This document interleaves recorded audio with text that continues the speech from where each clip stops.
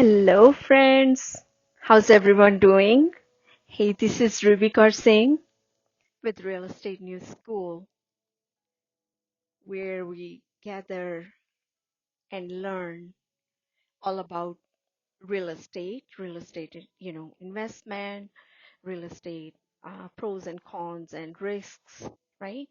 And if you're thinking about getting into real estate, how, you know, what are pros and cons goes into it and what you can learn, so to avoid any mistakes and life learning lessons, right?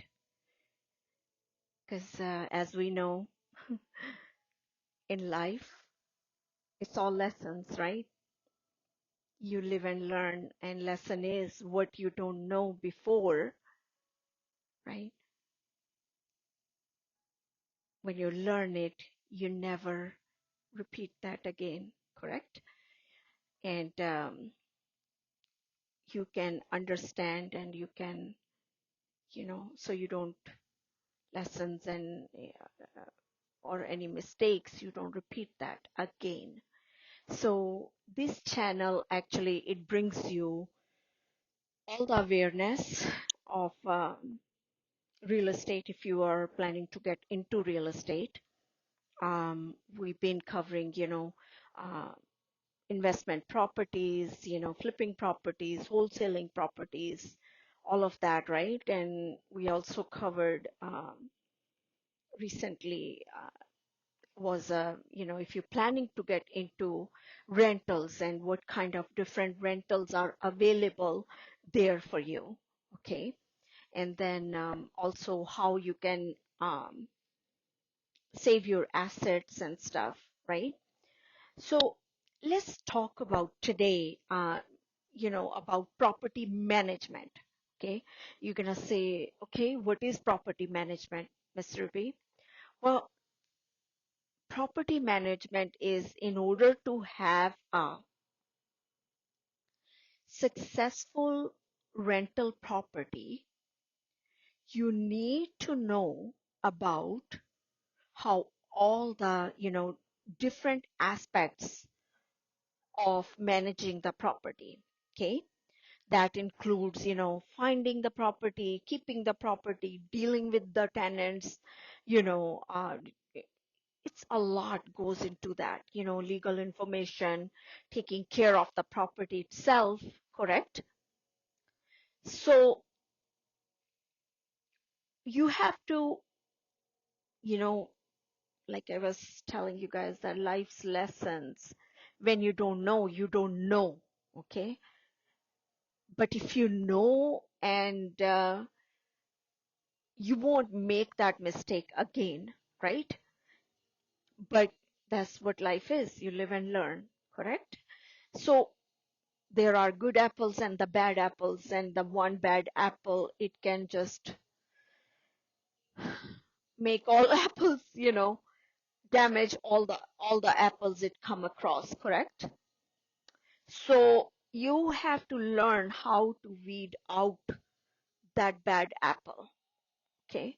So without a doubt, the most important step for an investor to take during the entire rental process, that is to, you have to screen out basically that bad apple, correct? So in order to weed out that bad apple, you have to find out good quality tenants, good quality apple, correct? So in most cases, good tenants, they lead to rental bliss. Like suppose a bad apple or a bad tenant, they will almost always result in bad tenancy and bad experience for your life. Okay, you leading to an overall bad, it's a bad rental property experience, correct? So you just cannot go around it. That's the lesson we have to learn, right? So you must screen every single tenant who come across, you know, um, they want to rent that property. So you must ensure that you are comfortable renting to them before you have them move into the property. Okay. So this protect yourself and and reduces the risk, you know, for you to avoid the disaster. It's a disaster, potential disaster. And sometime, as I been explaining it to you guys, it takes years to recoup that mental, physical, financial disaster. And sometime you never be able to recoup that, But again, lessons are that's meant to learn in life, guys, right? So if we are aware of the mistakes, we know when the mistake comes across our life. Okay. So you have to set up, minimum quality, qualifying standard, um, for, you know, to check. Okay. So the first step, you have to do the screening process that involve like setting up minimum qualification. Okay. And that's a standard, minimum qualification standard to for the screening. Okay. You have to protect yourself. You might be wondering, what there is to protect. Well, guys, basically there are very minimum standard, okay, that you decide each and every single prospect must meet in order to qualify for that potential, you know, tenant for your property. Okay. So that you can only you go through if you go through the screening process, but sometime we even go through the screening process, but this what we need to learn. That's the part of life. It's a lesson, correct? So basically there's a minimum standard you have to decide each and every single, prospect you meet in order to qualify that this will be the right fit for your property or your potential tenant, correct? So if an interested candidate who doesn't meet all your qualification, they aren't able to, that's it, rent your home. Okay, plain and simple. Okay. So this way you can quickly move on to the, you know, okay, this is definitely a no-no. This is not gonna be a fit for, because I'm telling you, by screening the candidate, you can save years of heartache, years of manipulations, right? You can save all that, and you can save all that, you know, financial pitfall, disaster, emotional pitfall, disaster that you can save not only for you, but also for your family. Okay. So the standard, the standard for to qualify the candidate, it also ensure that you check through every item before approving, a tenant. so you don't miss anything accidentally and let in that bad apple, right, who will destroy you. Okay, the who will destroy your finances, your emotions, you know. It's a years of that headache, um and otherwise you have to deal with. Okay, so that is our main goal, is to make sure if, you know, accidentally that bad apple get in, you know, you know how to, next time you know that, you by learning that the lesson. Okay, so because you apply this minimum standard to anybody, to, you know, all tenants who come across, you can also avoid any accusation of discrimination. Okay, because sometimes one bad apple, it destroy all good apples. That means once the trust is broken, you see everyone with, you know, by looking at the other tenants, that okay, that could be a bad apple too, right? So that comes in mind, because, you know, you don't want that to have, you know, bring that accusation or discrimination towards all the other good people, or all the other good tenants are coming, you know, to rent the property, and they might need that house. You don't want to do that, you know, because your trust was broken.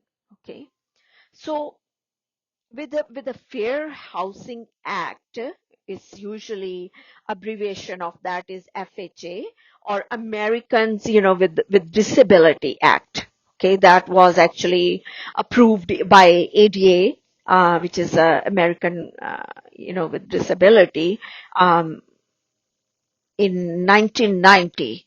Okay, or you don't want to come up by favoritism. Okay, that's definitely a no-no, guys. Okay, don't judge someone, you know, just by the look. No. Okay, so minimum qualification standards, you have to, you know, keep in mind that that will keep you on track. So the problem, you know, tenant or bad apple doesn't, you know, they don't slip through the crack into your life. Okay, so having standard in place, and you checking each and every item with each and every potential tenant, right, that will drastically reduce the odds, you know, that you'll forget something important, that you should have checked it when your inside guts were telling you, and you brush it off or you ignored it, right? So yes, they will show later on with the time that they are this apple, you know, that they are in your life to, you know, to take advantage of you, right? But that's after the year. What's the use of when you lost so much, right? So our main goal is, the main goal for my teaching for this chapter is to make sure that you are aware, so you don't make these kind of mistakes or pitfalls that it's hard to get out. Okay, so because when you have these standards in place and checking each of them, you know, all the items, you can drastically, you know, reduce the any odds that, okay, you might forgot, right? um that was something important. Okay. So think about how easy it is to forget something, right? It's a human nature. Sometime, number one, we don't know because we never experienced that kind of experience in our life before, correct? It's a first time experience and that goes with everything in your life, correct? And then the bad apple, they are aware that you never experienced this kind before, so that's what they are there. Those bad apple, the bad people, they are there to, take advantage of you, take advantage of your nature, take advantage of your finances, take advantage of your emotions, right? And throwing you into the pitfall, letting you stay there dead, correct? And that's it. And now here you are sitting there to figure out how I'm gonna get out now, how I'm gonna get back again, right? So in most cases, people get, lucky and nothing significant happens.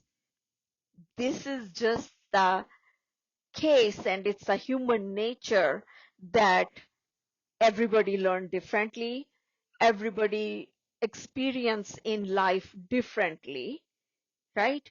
Because all experience doesn't come to everyone same. Yeah, correct. So, but this is like a lesson, this is experience again to differentiate that you make sure that now you are aware of that bad apple and it doesn't come and destroy all the other good apples.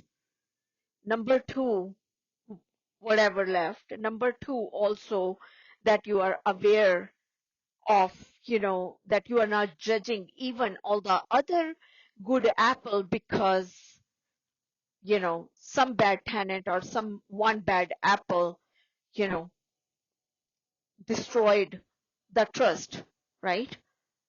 So, it's, as I said, that in most cases people are lucky who doesn't come across these kind of situation and nothing significant happens to them, but that's why I try to bring all this awareness to you guys. Okay. Because however you can't rely on sheer luck when you are, renting it out, your property. If you don't have a checklist, it's easy to forget even just one small thing. But that one small thing, guys, it can lead you to a host of problems, okay, in your life that could have easily been avoided because the bad tenant, it could, heavily, it could cost you, it could hassle you, um, if, the headaches, the problems, the thousands of dollars of, you know, money damage, right? Rent damage, lawsuits, emotional, physical problems. Okay. So minimum qualification standards also help you reduce the risk of an like FHA complaint, and which is, we covered that, that's FHA is Fair Housing Act complaint that will make things easier for you in defending yourself in case of, complaint or lawsuit does arise. Okay. So let's say someone does file a complaint against you. Okay. They are claiming that you are discriminated them against by not renting your house to them because of the any X or Y or Z reason. Okay. But with minimum qualification standards, when you have that in place, you know, you can also know, or you can, let them know that actually the reason I didn't rent it to you because you didn't meet my minimum qualification standards. So your allegations of discriminations have nothing to do with the reason X, Y, or Y or Z.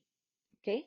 So I didn't rent it to you because of the reason X or reason of Y or reason of Z, and you did not qualify to rent my house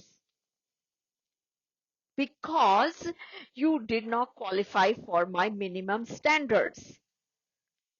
Minimum basic standards, and that goes with everything in your life, guys, right? The standards, that are that compliance with the FHA or ADA laws, right, which is Fair Housing Act and discrimination, Disability Discrimination Act. Okay. So American Disability Act, ADA, that's what it stands for.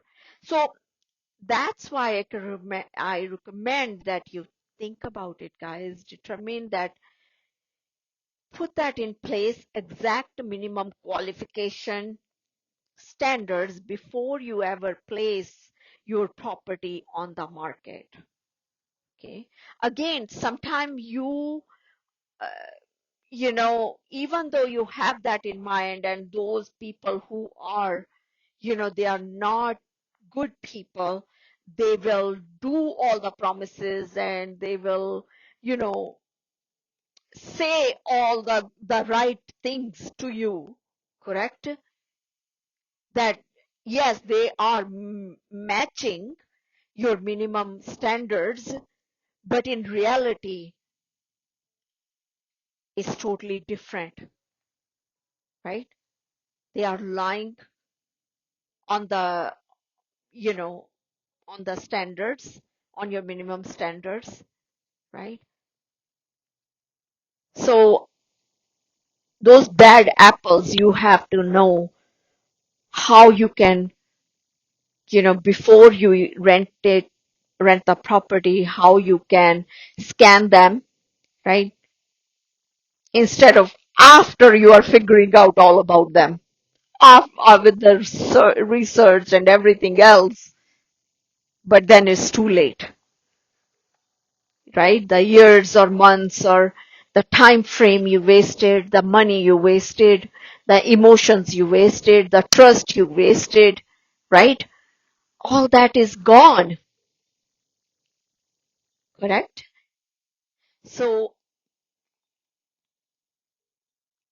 uh, I would say, like some of the minimum qualification standard, you know, if you have pen and paper handy, I can, some of them I can let you know, or you are most welcome to go back and watch these videos. And again, guys, thank you so much for all those heart touching comments, that how much you guys are learning from, all my videos, and how it's changing your life. I am so thankful to you guys, how you are, you know, sending it to your loved ones, so they don't have to go through these pitfalls, to bring the awareness, and how you are watching my every single video. I'm so touched. Thank you so much for those. That definitely makes my day, guys. You know, it's that, because I'm just giving you guys, this is all free information. I'm just doing my parts so that you or your loved one does not have to go through all the pitfalls, and you can save, because it's a big investment decisions, guys, right? The properties, the finances, your emotional and health well-being of you and your loved ones.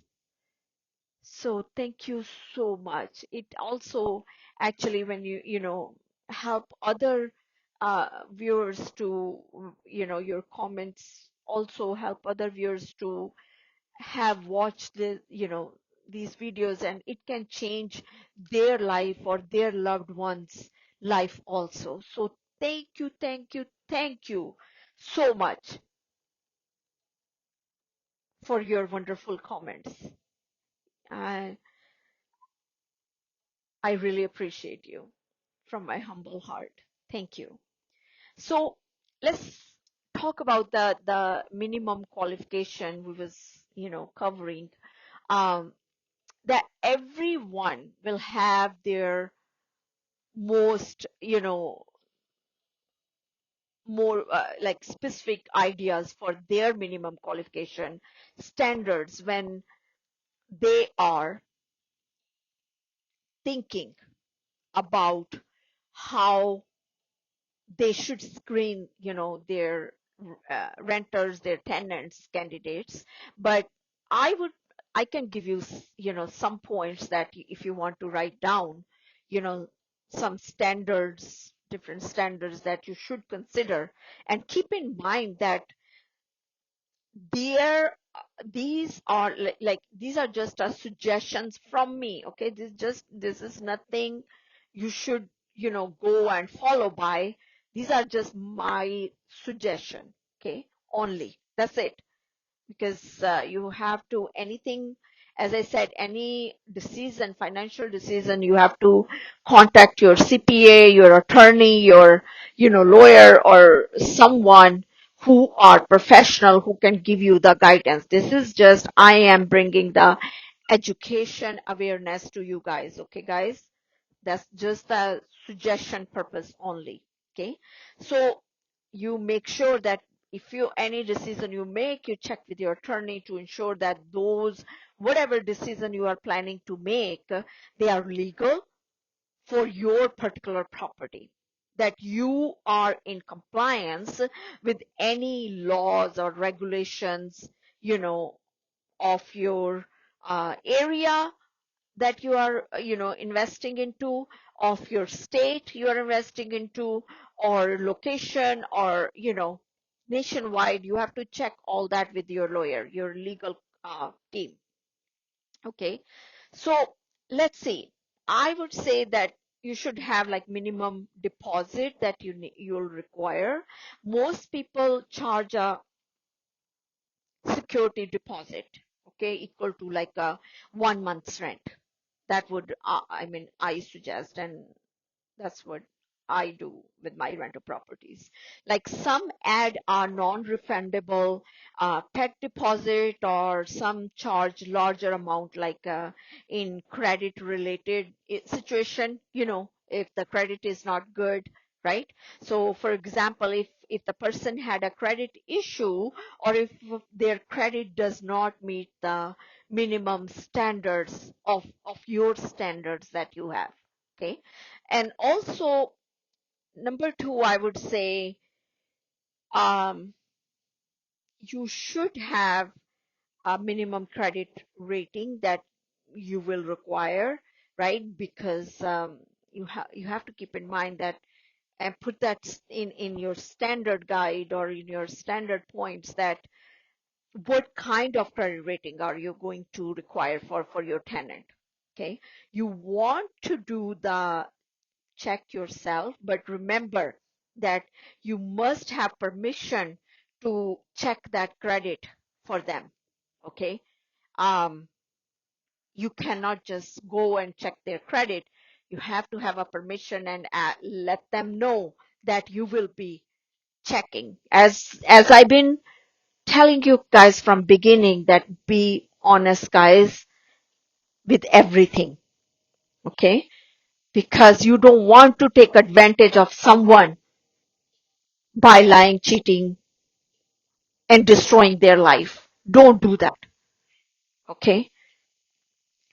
Number three, I would say if you will allow the pets, that also you has to be the, that you have to be, it has to be in your guideline that if you allow the pet, or if so, what type of pet, right? Or what number of pets, maximum number of pets you will allow, or what maximum size or the weight, if it's a dog, what size or the weight of the dog you will allow, you know, for your tenants to have. Okay. If you choose to allow pets, so make detailed rules, but consider increasing the security deposit or adding a non-refundable, you know, pet deposit, or even adding monthly fee on top of the rent. Okay, if you want to, but find out with your standard first, okay, as well as what's legal standards in your area that you are planning to rent, your property in. So also you have to determine, that will you allow smokers, because that also cause, issue for landlord or homeowners as a result. That's why they prefer non-smoker for safety wise, number one, right? Number, the smell, you know it allows for, fewer issue of the house smell or the stain, etc. Okay, so you it's, and then there's also a higher chances for uh of continue influx of good tenants, um, because smokers are not protected legal class under federal laws. That's the reason. Okay, because you are legally allowed to refuse tenancy to smokers federally. Okay, but you might want to check with your attorney to ensure smokers are protected, or a legal class under your location, state, or the location you are renting the property in, or the laws of that state. Okay, so if you decide to open up your home to smokers, think about the specific requirements, such as, smoking the outdoor, or only a certain distance that they have to do, from your house. Okay. Um, Another point you have to keep in mind is that income requirement, guys. Okay. Income is another major area to cover. After all, you need a tenant who can pay their rent, correct? You don't want the headache. They are showing all goodness at front, and all of a sudden you are start seeing all the signs, and that is gonna be hard to get out. Okay, so you need to get those tenants who can pay the rent and who have the stable income, or they are, full time, they can pay the rent, they have the income, full time income. Okay, so in most cases you have to check, sometime we have to check pay stubs or their income, that to make sure they are, earning minimum X amount of dollars to pay your rent. Okay. All right, guys. So we will continue with this. Hope this is helping you. And in next lesson, we will be covering, what are the um, resources or jurisdictions you need to accept, all the resources, sources of income, either it's a paycheck, or it's what you call that, child pay, something like that, uh, as a parent, one parent is paying to the another, or a government support. Um, so your attorney can also advise you, um, for all the local requirements that you need for this. Okay. So we will cover that too in depth soon. And till then, you guys take care. Have a great day, and we'll talk soon again. This is RubyKSingh with Real Estate News School, and we'll talk soon. Take care. Thank you.